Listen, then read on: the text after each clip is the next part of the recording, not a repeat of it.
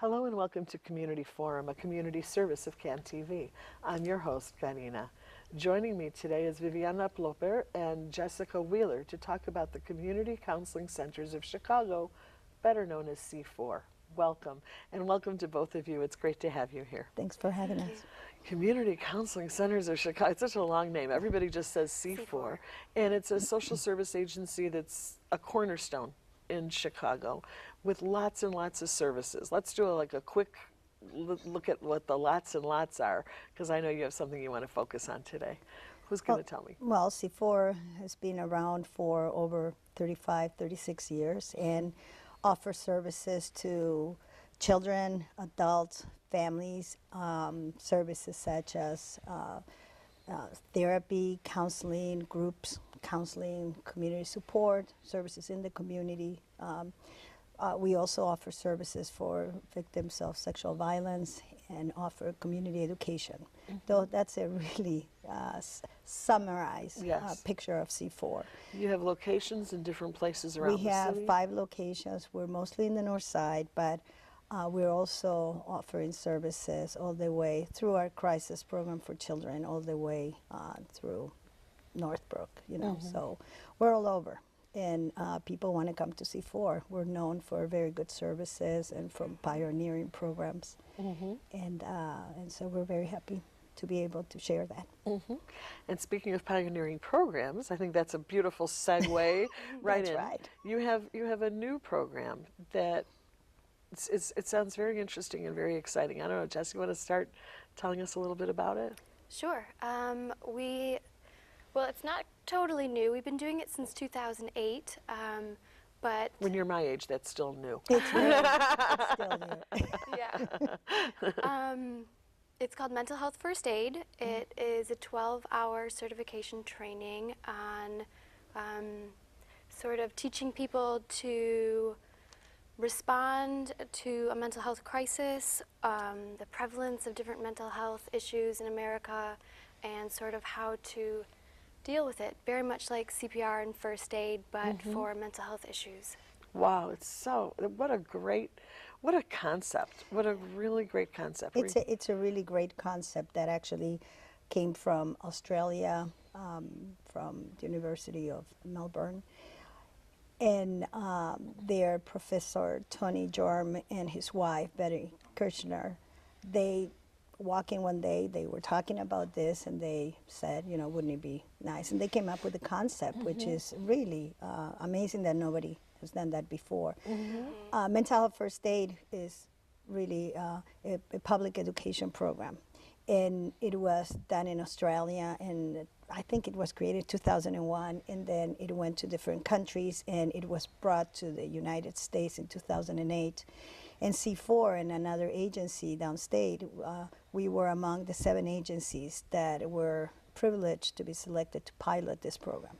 So this is by now, and it's really fairly new because, only last year, Mental Health USA came up with the final product, and we have been giving feedback about that product, which is great. So we have been since 2008 doing it at C4, doing it with all our non-clinical staff. We wanted people to know what is it that we do. And we were so lucky last year to get a grant from the Department of Human Services, Division of Mental Health. We got a grant that allows us to really do this and take it really to another level. And that's what allowed us to hire Jessica as our staff to coordinate this program. So as I'm listening to you, I'm thinking about, okay, mental health first aid. So, for example, we hear like out in the street, very not professionally, but just in general population, there's a belief that people who talk about suicide don't actually try it. And is that true? That's one of your questions. Well, that's for me. Yeah. People that talk about suicide don't try it? No, that's not true. And that's one of the things that we're teaching in this class. Right.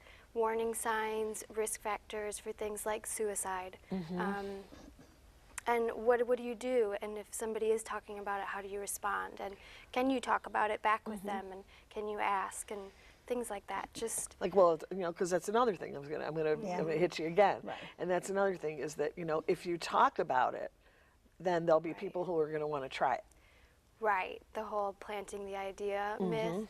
No, and that's another thing that they're learning in this course, that it is okay to talk about it and that you can say right to somebody, you know, are you thinking about killing yourself? Do you have a plan to harm yourself? Stuff like that. You know, there's a lot of tough content in these 2 days. It's a 12 hours, so we do it in 2 days.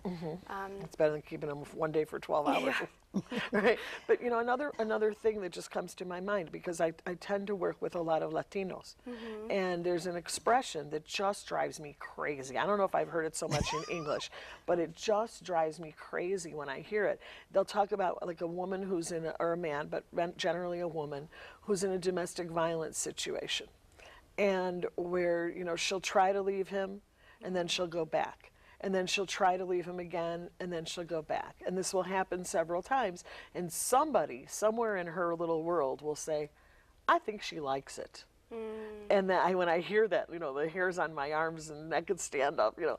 But Right. that's another one, right? That's It right. must be her fault. It must, well, she must, you know, she's going back. She must like it, you know. She keeps asking for it, you know, Yeah. kind of thing. And is that true? Does she like it? No, and one of the things that it's worth saying is that the goals of this mental health first aid curriculum is to destigmatize Yeah. mental illness and to increase mental health literacy, because I think that a lot of the reasons why people may not seek help or may not know they might be ill is because of all the bias around mental illness, and we don't treat it as another illness like diabetes. And so the course teaches, it's so nicely organized, and we get a great deal of great feedback because it teaches us about 5 illnesses in particular, and then it teaches us an action plan for those 5 illnesses, and the illnesses being Yes. depression, Depression, anxiety, anxiety. substance use, psychosis, eating disorders. And then we also talk about non-suicidal self-injury, which is a behavior, but it can be a sign of something else. So the way the course is organized is that it teaches you signs and symptoms of each of these illness, and then what are the risk factors, possible causes for each of these illnesses, and then it teaches you the action plan. And the action plan, I brought algae here.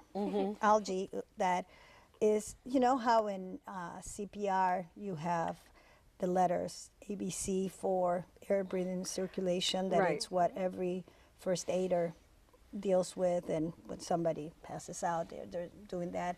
Well, algae, it stands for assessing for risk of suicide or harm, and listen non-judgmentally, give information and reassurance, the G, encourage appropriate professional help, and encourage self-support strategies. So the algae, we go through each, in depression, for example, we talk about suicide.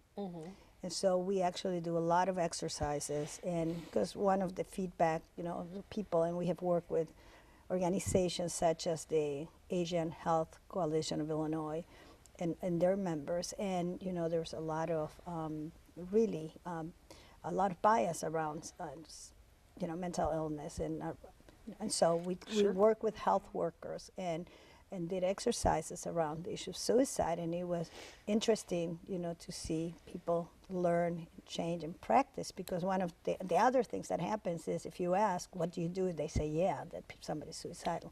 So we teach how to listen, how to refer, who to refer, you know, so, and we go, you know, through suicide with the area of depression, which is a really tough area. Then we talk anxiety, and we talk about what to do if somebody's having a panic attack. What is it that you do? How do you apply algae to that situation? And then we talk about acute stress reaction, you know. What do you do when somebody has gone through sudden stress? and the same with substance use and psychosis. And, you know, the course is a lot of fun. People say 12 hours. Oh, 12 hours. It's a lot to ask from people, you know, 2 days. I bet it goes by like But this. it goes, the feedback is, I Yeah. wish, you know, you talked about other illnesses. And the interesting thing also is that when the National Council of Behavioral Health Care brought this curriculum to the States, they had to translate the curriculum, not from English to English, but, you know, in terms of the illnesses and what are the common illnesses here. And so we talk a lot about prevalence and, you know, and the myths around mental illness. For example, what is the most common mental illness in the States? You know, anxiety. Anxiety. Anxiety disorder, you know, it's the most in any 1 year. See, I was just thinking about that, and I had an opportunity not long ago to talk with some of your colleagues. And I think that there are certain things in our society that are so common that we now think of them as normal. Right. So, I mean, it's so funny that you'd mention this, but I came out of the house this morning, and last night I forgot to lock the car. I park on my driveway. And I thought, I think, you know, instead of being upset with myself for not locking the car, I thought, oh, I think this is really improvement. I must not be as paranoid as I used to be. Because there was a time in my life where I would have, you know, checked and double checked and triple checked that everything was locked. And I thought, oh, maybe I'm just like kind of like relaxing in my old age, you know. But don't you think like there's a certain level of like urban paranoia that's an anxiety that's sort of, it's become our norm. Yeah. And that I think so many people are over the top, and it's become an anxiety disorder, but it's almost like, it's almost hard to detect as not being just, do you know what I'm trying to say? Yeah, Just yeah. being normal. Well, and we talk in the class, in the course, about the continuum, you know, and being at the end of the continuum, and what does it mean to really have an anxiety disorder versus, you know, regular anxiety that one can have, like talking in a program like this, you know, versus versus the anxiety that might be really impairing your functioning. You know, Yeah. and we talk impairing function that, you know, people that will not go to work or will not, you know, have relationships or impairs all these other areas of somebody's life. And They won't sit in a chair. They won't touch something. Right. They, you know, they have to touch a doorknob. They have, you know, Right. there's all different levels, of course.